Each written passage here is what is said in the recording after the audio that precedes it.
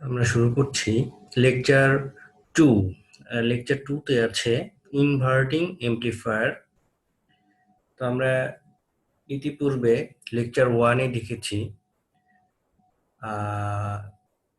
একটা ওপেম্পের হচ্ছে ক্যারেক্টারিস্টিক্স গুলো দেখেছি এবং তাদের ইলেকট্রিক্যাল সিম্বল এবং প্র্যাকটিক্যাল আইসি যে সিম্বল এবং হচ্ছে যে তার ভিতরের যে সার্কিটের ভিতরে যে সমস্ত কম্পোনেন্ট গুলো আছে সেগুলো আমরা দেখেছি অলরেডি ইনভার্টিং ওপেম্পের লেকচার 1 এ। তো এই লেকচার 2 তে আমরা এখানে ইনভার্টিং এমপ্লিফায়ার সম্পর্কে জানবো এবং ইনভার্টিং এমপ্লিফায়ার এর কিছু ম্যাথমেটিক্যাল প্রবলেম আমরা সলভ করব। তো শুরুতে ইনভার্টিং এমপ্লিফায়ার আসলে মানে দেখতে কেমন সেটার একটা সার্কিট সিম্বল এখানে দেখা যাচ্ছে। তো এই ইনভার্টিং এমপ্লিফায়ারটা এখানে যেটা দেখতে পাচ্ছি আমরা, তো দেখা যাচ্ছে যে এই যে এখানে 2 নাম্বার পিন ইনভার্টিং পিন, নন ইনভার্টিং পিন গ্রাউন্ড, এবং এখানে রেজিস্ট্যান্স একটা ইনপুট আমার সিগন্যাল দেওয়া আছে এবং সেই সিগন্যালটা ইনপুট দেওয়া আছে এবং সেখানে একটা রেজিস্ট্যান্স লাগানো আছে এবং এখানে ইনপুটের সাথে আউটপুটের একটা কানেকশন দেওয়া আছে ফিডব্যাক রেজিস্ট্যান্সের মধ্য দিয়ে।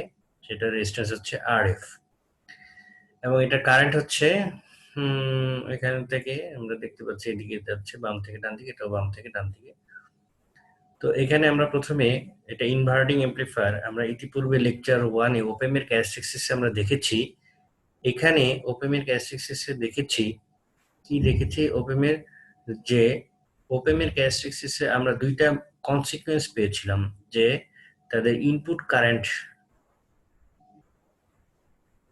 দুইটা টার্মিনালের ভিতর দিয়ে, অর্থাৎ ইনপুট যে দুইটা আছে এই দুইটার ভিতর দিয়ে কোনো কারেন্ট ঢুকবে না, কারণ এখানে হাই রেজিস্ট্যান্স আছে ইনপুটের বিটুইন টু ইনপুটস। সো এর ভিতর দিয়ে কোনো যদি কারেন্ট না ঢুকে তাহলে এই কারেন্টটা আসলে সম্পূর্ণরূপে এদিক দিয়ে ফ্লো হয়ে এই ফিডব্যাক রাস্তা দিয়ে ঢুকে এই ওপেমের ভিতরে ঢুকবে। আর লোড যদি এখানে লাগানো থাকে তাহলে লোডের ভিতর দিয়েও কিছু কারেন্ট ফ্লো করবে। এই হলো আমাদের মোটামুটি ওপেম্পের এক্সটার্নাল। যদি আমি তার মানে দুইটা রেজিস্ট্যান্স লাগে, একটা সোর্সের সাথে আর একটা হচ্ছে ফিডব্যাক, তাহলে এটা হয়ে গেল ক্লোজ লুপ সিস্টেম। এবং এই ক্লোজ লুপ ডিভাইসটার নাম হচ্ছে ইনভার্টিং এমপ্লিফায়ার। যেহেতু তারা আমরা বলেছি যে ভার্চুয়ালি শর্ট, তাহলে আমরা বলতে পারি যে ভার্চুয়ালি শর্ট মানে হচ্ছে তার মানে এটা যদি গ্রাউন্ড হয়, গ্রাউন্ড করে দেওয়া হয়েছে, তো এই নন ইনভার্টিং পিনে 0 ভোল্টেজ। তো যেহেতু ভার্চুয়ালি শর্ট, তাহলে এটা যদি 0 ভোল্টেজ হয় তাহলে ভার্চুয়ালি শর্ট এখানকার ভোল্টেজও 0 হবে, এই নোডের ভোল্টেজও 0 হবে যেহেতু ভার্চুয়ালি শর্ট। আর আমরা ভার্চুয়ালি শর্ট বলতে বুঝি এক টার্মিনালের ভোল্টেজ আরেক টার্মিনালের ভোল্টেজ সেম হয়। সুতরাং আমরা এখানে বলতে পারি যে এরা ভার্চুয়ালি যেহেতু শর্ট, তাহলে এখানে 0 ভোল্টেজ, এখানেও 0 ভোল্টেজ। তাহলে আমরা এই ইকুয়েশনের দিকে যদি তাকাই, এই ইনপুট কারেন্টের ইকুয়েশন, এখানে I in equal to V in minus 0 divided by R. আমরা ওহমস ল হিসেবে জানি এইটার বিভব পার্থক্য। তো ভোল্টেজ বিভব পার্থক্য, এই পাশের ভোল্টেজ যদি হয় ভি ইন ভোল্টেজ, এখানকার ভোল্টেজ যদি হয় 0, তাহলে বিভব পার্থক্য V in minus 0 divided by R. Ohm's law অনুযায়ী যে পরিমাণ কারেন্ট এখানে ফ্লো করবে ঠিক সেই পরিমাণ কারেন্ট এর ভিতর দিয়ে যাবে অ্যাকর্ডিং টু কেসিএল, কারণ একটা জাংশনে ইনকামিং কারেন্ট এবং আউটগোয়িং কারেন্ট 0। সুতরাং এই জাংশনটাতে যে পরিমাণ কারেন্ট এখানে ঢুকবে ঠিক সেই পরিমাণ কারেন্ট এই জাংশন দিয়ে বের হয়ে এই ব্রাঞ্চ দিয়ে বের হয়ে যাবে, যেহেতু এটা কারেন্ট 0, তো এদিক দিয়ে কোনো কারেন্ট ঢুকবে না। সুতরাং সম্পূর্ণরূপে সোর্স কারেন্টটা ফিডব্যাক রাস্তা দিয়ে চলে যাবে 0 অ্যাম্পিয়ার। তাহলে আমরা আই আউট কারেন্ট ধরতে পারি, I out equal to 0 minus V out. আমরা ধরে নিলাম এখানে একটা ভোল্টেজ, যে ভোল্টেজটা আসবে ধরে নিলাম একটা ভোল্টেজ আসবে।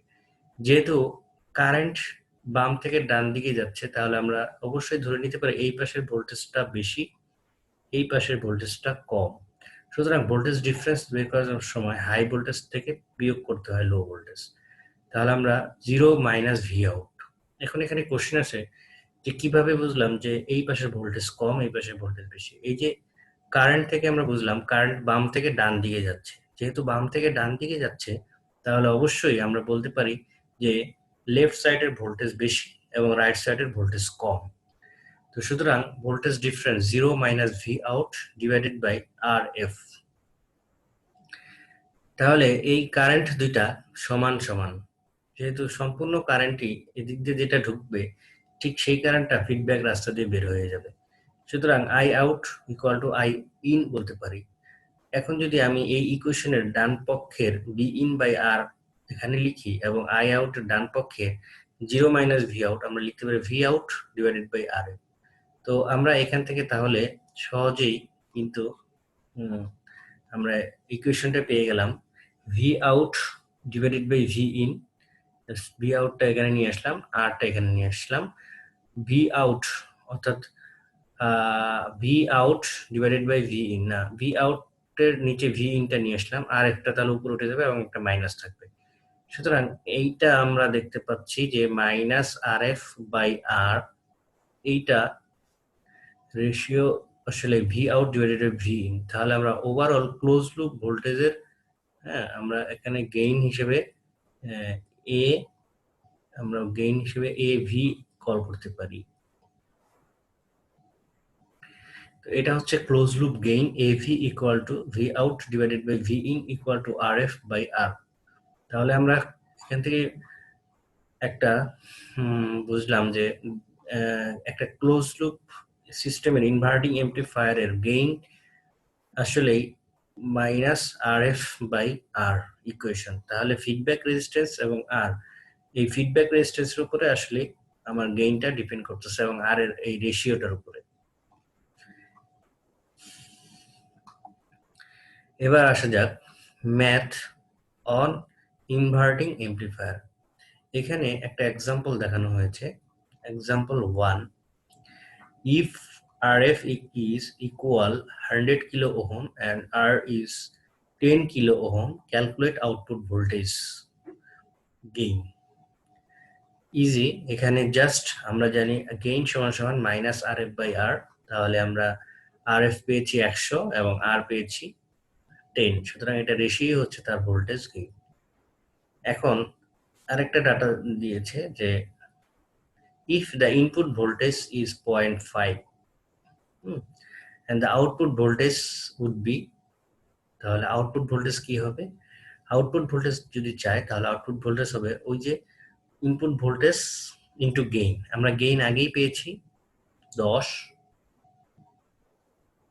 এই 10 এর সাথে আমি যদি এই যে যদি এইটুকু ইকুয়েশনটা নিয়ে কাজ করি,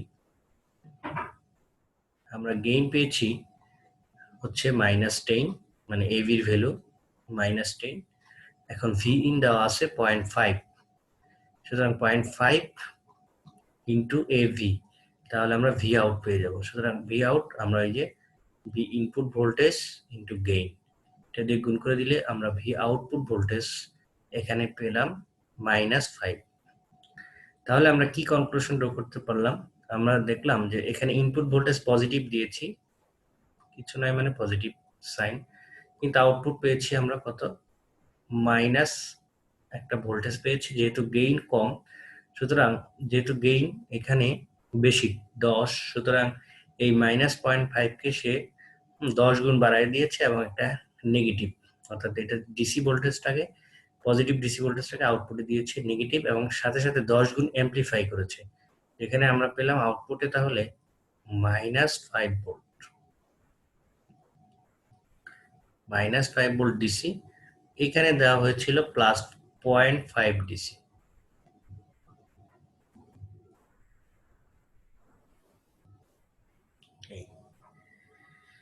ফর ইনভার্টিং এমপ্লিফায়ার, তাহলে সূত্রটা হচ্ছে গেইনের সূত্রটা হচ্ছে, এটা মনে রাখতে হবে, আর F by R.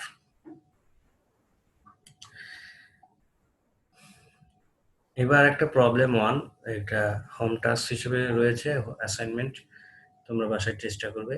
in this circuit we want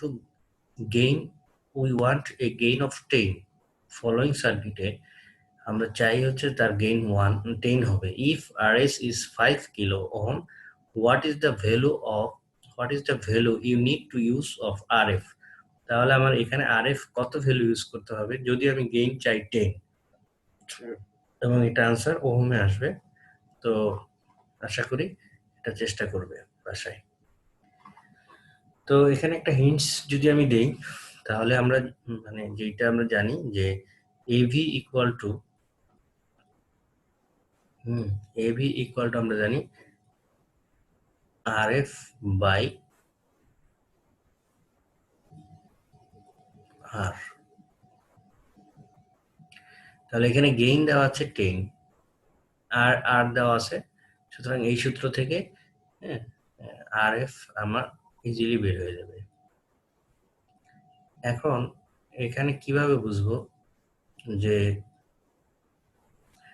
আমি হচ্ছে এই সূত্র ব্যবহার করব কারণ আমার ইনভার্টিং অ্যামপ্লিফায়ারটা হচ্ছে তার সেটআপটা ফিক্সড ইনভার্টিং অ্যামপ্লিফায়ারের এখানে মাইনাসের সাথেই থাকবে আর এবং মাইনাসের সাথে তার হচ্ছে যে সোর্সটা দেওয়া থাকবে আর প্লাস যে পিনটা সেটা জিরো অর্থাৎ গ্রাউন্ডের সাথে যুক্ত থাকবে তাহলে আমরা এরকম সেটআপ দেখলে বুঝতে পারবো এটা হচ্ছে ইনভার্টিং অ্যামপ্লিফায়ার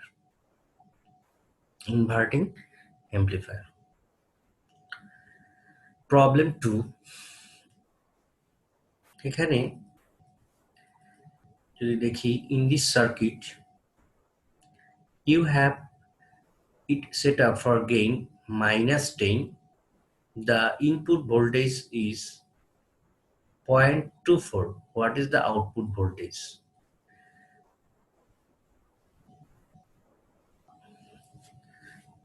তো সার্কিট দেখে আমাকে বুঝতে হচ্ছে যেহেতু মাইনাস গেইন তাহলে এটা ইনভার্টিং অ্যামপ্লিফায়ার এবং এটার ইনপুট ভোল্টেজ দেওয়া আছে সুতরাং গেইন সমান আমরা জানি V minus V out divided by V in এটা কার জন্য জানি আমরা ইনভার্টিং অ্যামপ্লিফায়ার যেহেতু নেগেটিভ গেইন আসে সুতরাং গেইন ইনটু ভি আই তাহলে আমরা বলতে পারি এখান থেকে গেইনটা হচ্ছে এখানে গেইন ইনটু ভি আই তাহলে আমরা এখান থেকে বলতে পারি যে গেইন যেহেতু নেগেটিভ বসাবো এখানে আমরা যে কোনো ক্লোজ লুপ সিস্টেমের ক্ষেত্রে বলতে পারি gain equal to v naught divided by v out divided by v in তাহলে এখানে গেইন দেওয়া আছে -10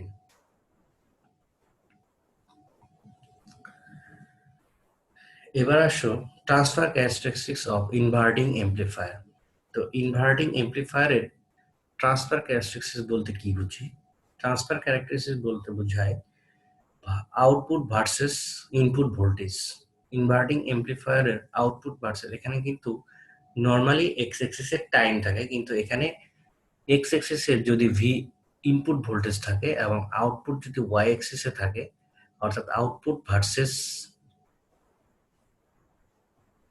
ভি ইনপুট যদি এরকম সিস্টেম এরকম কোন এরকম কোন সিস্টেমের ইনপুট ভোল্টেজের সাথে আউটপুট ভোল্টেজের কোনো ড্র বা কোনো কার্ভ থাকে ওই কার্ভটাকে বলা হয় ট্রান্সফার ক্যারেক্টারিস্টিক্স তার মানে এখান থেকে বোঝাই যাচ্ছে যে ইনপুট ভোল্টেজ এই যে ট্রান্সফার ক্যারেক্টারিস্টিক্সটা এরকম ফিক্সড ভি ইন বাড়তে বাড়তে আমি ভি ইন বাড়ছে এক্স অ্যাক্সিস বরাবর ভোল্টেজ বেড়ে যাচ্ছে মানে এই ভি ইন এর ভোল্টেজটা ধীরে ধীরে বাড়ানো হচ্ছে পজিটিভ দিকে তো পজিটিভ দিকে বাড়লে স্বাভাবিকভাবেই এখানে আউটপুট ভোল্টেজও ইসের সাথে ভি আউটপুট ভোল্টেজও লিনিয়ারলি বাড়তেছে এবং নেগেটিভ দিকে যেহেতু ইনভার্টিং অ্যামপ্লিফায়ার তাহলে এদিকে হচ্ছে প্লাস এদিকে হচ্ছে মাইনাস তো আমি যদি প্লাস ভোল্টেজ ইনপুট ভোল্টেজ বাড়াতে থাকি আউটপুট ভোল্টেজ এদিকে নেগেটিভ দিকে ধীরে ধীরে বাড়তে থাকে যেহেতু এটা ইনভার্টিং অ্যামপ্লিফায়ার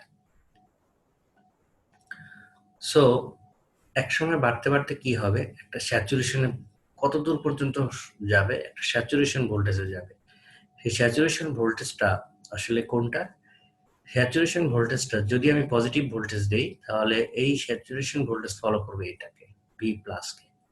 এই সর্বোচ্চ ভি প্লাসে এসে ভি প্লাস পর্যন্ত এসে স্যাচুরেট হবে। ভি প্লাসের যতক্ষণ পর্যন্ত আউটপুট ভোল্টেজ ভি আউট ছোট হবে ততক্ষণ পর্যন্ত ভি আউট নর্মালি ইকুয়েশন ব্যবহার করে যেটা আসবে সেটাই। কিন্তু ইকুয়েশন ব্যবহার করতে করতে যদি আমার ভোল্টেজ বাড়তে বাড়তে কত ভোল্টেজ পর্যন্ত আমি বাড়াতে থাকবো, এরপরেও যদি ভি ওয়ান ইন বাড়তে থাকে তাহলে আর ভি আউটটা আর বাড়বে না, একটা পর্যায়ে এসে ফিক্সড হয়ে যাবে এবং সেটা কত ভোল্টেজের সমান হবে সেটা এই যে বায়াসিং ভোল্টেজ যে আমরা দিয়েছি এই বায়াসিং ভোল্টেজের সমান হবে, ভি প্লাসের সমান। একইভাবে উল্টাভাবে যদি বলি, এখানে নেগেটিভ ভোল্টেজ যদি দেই ইনপুটে, নেগেটিভ ভোল্টেজ দিলে ইনভার্ট করলে আউটপুট, ইনভার্টিং এমপ্লিফায়ারের কথা বলা হচ্ছে। ইনভার্টিং এমপ্লিফায়ার যদি বলা হয় তাহলে এখানে নেগেটিভ ভোল্টেজ ইনপুট, এদিকে ইনপুট ভি ইন, তো এই ইনপুট ভোল্টেজ দেওয়া নেগেটিভ ভোল্টেজ দিলে আউটপুট পজিটিভ আসবে এবং ইনপুট আমি বাড়াচ্ছি, আউটপুট ধীরে ধীরে বাড়বে, বেড়ে একটা পর্যায়ে স্যাচুরেশন হবে কখন গিয়ে ফিক্সড হয়ে যাবে, যখন এই আউটপুট ভোল্টেজটা এমন ভি ইন এর জন্য বাড়াতেই থাকছি কিন্তু আর বাড়বে না, কিন্তু ভি আউট যখন আসবে তখন হচ্ছে এই স্যাচুরেশন ভোল্টেজকে ফলো করবে। এখানে একটা জিনিস ভুল বলা হয়েছিল, এটা নেগেটিভকে ফলো করবে, আসলে এটা নেগেটিভকে ফলো করবে। তো আমি এটা মুছে দিচ্ছি, আমি এখানে।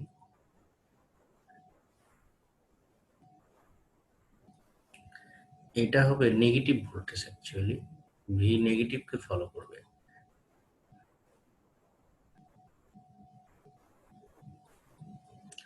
আর এইটা সর্বোচ্চ ভোল্টেজে যাওয়ার পরে প্লাসকে ফলো করবে, এখানকার যে ভোল্টেজ সেই ভোল্টেজ। এরপরেও যদি ভি ইন বাড়তে থাকে তাহলে সে স্যাচুরেশন চলে যাবে এবং ভি প্লাস যেটা বায়াসিং বলে সেটাকে ফলো করবে। যতক্ষণ পর্যন্ত ভি আউটটা ভি প্লাসের ছোট থাকবে ততক্ষণ পর্যন্ত এই ইকুয়েশনকেই ফলো করবে, অর্থাৎ AV equal to R F by R, মানে V out divided by V in equal to যে ইকুয়েশনটা, ওই ইকুয়েশনটা অনুযায়ী যে ভোল্টেজ আছে সেটাকেই ফলো করবে। তাহলে এখানে আমরা বলতে পারি যে প্রবলেম 3-তে এখানে এই ঘটনার উপরে একটা প্রবলেম আছে, সেটা হলো in this circuit R and R F values are shown. R F এখানে 10 কিলো, আর এখানে 2.7 K, the input signal is shown. এখানে এবার সিগন্যাল হিসেবে দেওয়া হয়েছে যে সিগন্যালটা আমরা দেখতে পাচ্ছি এটা আসলে ভি ইনপুটে দেওয়া হয়েছে, এটা একটা এসি সিগন্যাল। এসি সিগন্যাল আমি এখন ইনভার্টিং এমপ্লিফায়ারে দিচ্ছি। তো ইনভার্টিং এমপ্লিফায়ারে যদি এসি সিগন্যাল দেই তাহলে আমার এখানে দেখা যাচ্ছে হাইয়েস্ট অ্যাম্পলিটিউড হচ্ছে 4 ভোল্ট, যেটা আমার ভি ইন হিসেবে ক্যালকুলেট হবে। অর্থাৎ আমরা যখন ক্যালকুলেশন করব এখানে আমরা এসির ম্যাগনিটিউড নিয়ে ক্যালকুলেশন করব, আর ডিসিতে যখন ক্যালকুলেট করবো ওটা ডিসি একটা নির্দিষ্ট মান থাকে, আর এসির ক্ষেত্রে আমরা ক্যালকুলেশন করার সময় এসি নিব। তো সেক্ষেত্রে এখানে সেই এসিটা অ্যাপ্লাই করা হয়েছে। তো এখানে আর এফ এবং আর সূত্র সেম থাকবে এবং এটা দেখতে, এবং এখানে অতিরিক্ত একটা ভোল্টেজ দেখানো হয়েছে, এটা 9 ভোল্ট পজিটিভ বায়াসিং এবং -9 ভোল্ট এটা হচ্ছে নেগেটিভ বায়াসিং, বা এটা 7 নম্বর পিনের ভোল্টেজ, 4 নম্বর পিনের ভোল্টেজ। তো এখানে স্বাভাবিকভাবেই এখানে আমাদেরকে বলছে যে আউটপুট ভোল্টেজ সিগন্যালটাকে ড্র করতে বলছে। তো আউটপুট সিগন্যালটাকে যদি ড্র করতে হয় তাহলে আমাদের আসলে আউটপুট ভোল্টেজটা ম্যাগনিটিউড কত সেটা আমাদের বের করতে হবে। অর্থাৎ এর হাইয়েস্ট অ্যাম্পলিটিউড যখন 4 তখন এইটার হাইয়েস্ট অ্যাম্পলিটিউড কত, তো আমাদের সেটা দেখতে হবে আগে। তাহলে আমরা যদি দেখি এখানে ইকুয়েশন অনুযায়ী গেইন সমান সমান আমরা জানি R F by R. Normally non inverting এমপ্লিফায়ারের সূত্র হচ্ছে গেইন সমান সমান RF বাই R। তো এখানে যেহেতু আমার সিগন্যালের RF দেওয়া আছে 10K এবং 2.7K, তো তাহলে RF বাই R, তাহলে 10K ডিভাইডেড বাই 2.7K, 3.7। তাহলে আমার গেইন অ্যাকচুয়ালি এখানে নেগেটিভ আসবে, কারণ এটা ইনভার্টিং এমপ্লিফায়ার। আমরা এখানে মাইনাস ইউজ করতে পারি, সমস্যা নেই, যেহেতু সূত্রে মাইনাস আছে। তাহলে এখানে RF আমার গেইন আসলো -3.7। ইনপুট সিগন্যালের ম্যাগনিটিউড বা অ্যামপ্লিটিউড যদি 4 হয়, তাহলে আমরা আউটপুট ভোল্টেজের ম্যাক্সিমাম ভোল্টেজ বের করতে পারি গেইন ইনটু ভি ইন সূত্র দিয়ে। তাহলে আমরা এখানে যে গেইনটা পেলাম সেটা হলো -3.7, -3.7, এবং এখানে আমরা এখানে যদি গেইনকে -3.7 লিখি কোনো সমস্যা নেই, তাহলে আমরা ভোল্টেজ পাচ্ছি 14.8। তার মানে আমরা পজিটিভ 4 ভোল্ট অ্যামপ্লিটিউড দিলে ম্যাক্সিমাম এটার অ্যামপ্লিটিউড আসে হচ্ছে -14.8 ভোল্টেজ। তাহলে 14.8 ভোল্টেজ যদি আসে, তাহলে এখানে আমার বায়াসিং ভোল্টেজ দেওয়া আছে হচ্ছে +9 ভোল্ট। তার মানে আউটপুট ভোল্টেজ যেটা, সেটা বায়াসিং ভোল্টেজকে ক্রস করে গেছে। এখানে বায়াসিং ভোল্টেজ 9 ভোল্ট, কিন্তু এখানে আউটপুট ভোল্টেজ ম্যাগনিটিউড হচ্ছে সর্বোচ্চ 14.8 ভোল্ট। সুতরাং এখানে সিগন্যালটা 9 ভোল্টে এসে কাটা পড়ে যাবে। অর্থাৎ আমরা স্যাচুরেশন অনুযায়ী দেখছি যে পজিটিভ ভোল্টেজ বাড়তে বাড়তে যদি আমার ক্যালকুলেটেড ভ্যালু মানে ভি আউটটা আমার যদি বাড়তেও থাকে, ভি ইন বাড়ার সাথে সাথে হলেও এখানে পজিটিভ যখনই বেড়ে যাবে তখনই এই ভি প্লাসকে ফলো করবে, অর্থাৎ একে ক্রস করা মাত্র। সুতরাং এখানে হাইস্ট ভোল্টেজ 14.8 আসবে না, তাহলে 9 ভোল্টে কাট করবে, যেহেতু এখানে biasing voltage supplying voltage +-9। so 9 volt is the maximum amplitude of the amplifier. so এখানে ম্যাক্সিমাম অ্যামপ্লিটিউড আসবে 9 ভোল্ট। তাহলে আমরা ফিগারটা যদি দেখি সলিউশনে, এখানে আমরা দেখতে পাচ্ছি RF ইকুয়াল টু 10K, এটা আসলে এদিকে হবে কারেন্টটা, তো যাই হোক। তো এই সিগন্যালের জন্য ইনপুট ছিল এটা, আর আউটপুটটা হলো এটা। অর্থাৎ আউটপুটটা যখন, যেহেতু ইনভার্টিং এমপ্লিফায়ার, এইটার পজিটিভ হাফ সাইকেল, ও যখন পজিটিভ ভোল্টেজ বাড়তে থাকবে একসময় 0 হয়ে যাবে। তো এই ভোল্টেজটা নেগেটিভ দিকে ধীরে ধীরে বাড়তে থাকবে, বাড়তে বাড়তে একসময় যখন 9 ভোল্ট হবে, যেই সময়টাতে 9 ভোল্ট হবে, 9 ভোল্টে সে স্যাচুরেশনে চলে গেছে। সুতরাং এই 9 ভোল্ট থেকে শুরু করে পরবর্তীতে বাড়তেছে, কিন্তু এই আউটপুট ভোল্টেজ এই স্যাচুরেশনেই থেকে যাবে। তারপর আবার কমতেছে, কমতে কমতে যখন এই পজিশনে আসবে, তখন আবার 9 থেকে সোর্সকে ফলো করা শুরু করবে। অর্থাৎ যেইভাবে সে নামতেছে ঠিক একইভাবে সে কমতে থাকবে। একইভাবে এখানে নেগেটিভ সোর্সের কারণে এখানে নেগেটিভ হাফ সাইকেলে হলে তাহলে ও পজিটিভ হাফ সাইকেল দিবে, কিন্তু এখানে কাটা পড়ে যাচ্ছে। কারণ হচ্ছে ম্যাক্সিমাম ভোল্টেজ আমরা খেয়াল করছি 14.8, অর্থাৎ এই -4 এর ভোল্টেজের জন্য এখানে আসবে পজিটিভ 14.8, কিন্তু 14.8 সে এরকম ভাবে যদি দেখি আমরা, তাহলে এইটুক কাটা পড়ে যাচ্ছে। অর্থাৎ 9 ভোল্টের উপরে যখনই চলে যাবে, 9 ভোল্টের উপরে যখনই চলে যাবে, তখনই আমার এই সিগন্যালটা কাটা পড়ে যাবে, এই সিগন্যালটা কাটা পড়ে যাবে এবং স্যাচুরেশনে থাকবে কিছু সময়। তারপরে আবার যখন কমতে থাকবে ভোল্টেজ, তারপর আবার আউটপুট ভোল্টেজটা যখন 9 এর নিচে চলে আসবে, তখন আবার সোর্সকে ফলো করবে। তখন সোর্স ধীরে ধীরে আবার 0 দিকে যাচ্ছে। সুতরাং আমার এই ভোল্টেজটাও আবার 0 দিকে যাবে, উল্টা দিকে। অর্থাৎ এটা মাইনাস থেকে 0 দিকে যাচ্ছে, এটা প্লাস থেকে 0 দিকে যাবে, যেহেতু এটা inverting amplifier.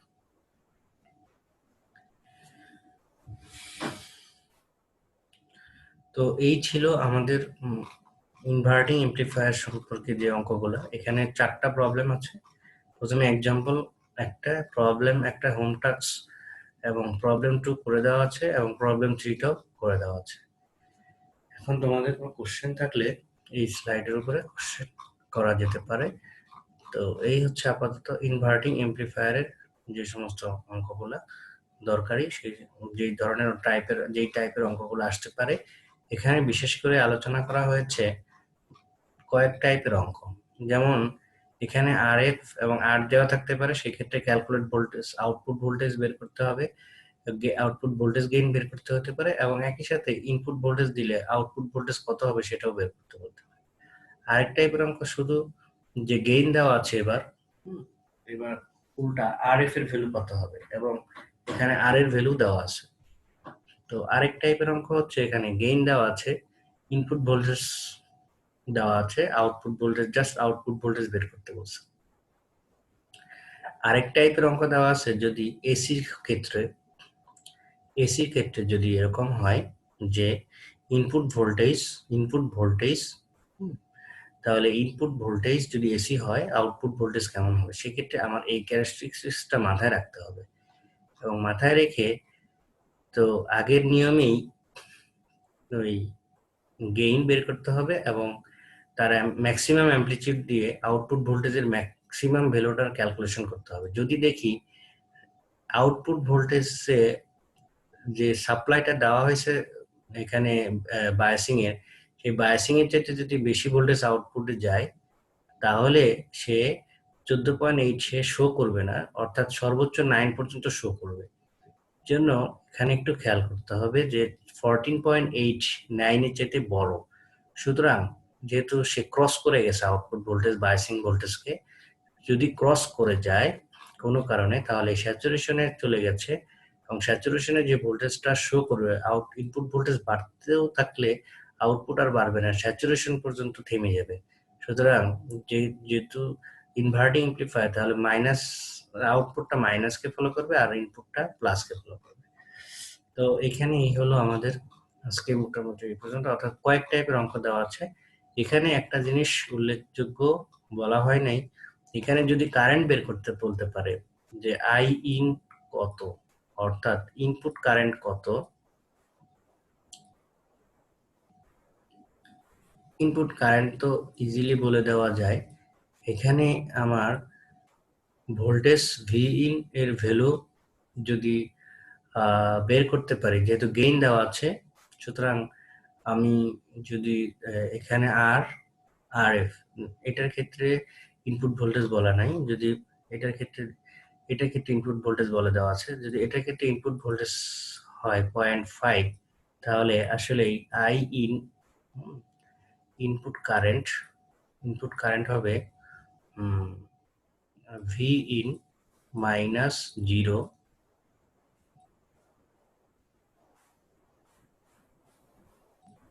Divided by R. তো ভি ইন যদি আমরা পেয়ে যাই, ভি ইন আপনাদের দেওয়া আছে 0.5 এবং 0.5 ডিভাইডেড বাই আর। তো আর এর ভ্যালু এখানে 10k দেওয়া আছে, 10k। তাহলে আমরা বলতে পারি এখানে কেটাকে 0.05 মিলি অ্যাম্পিয়ার।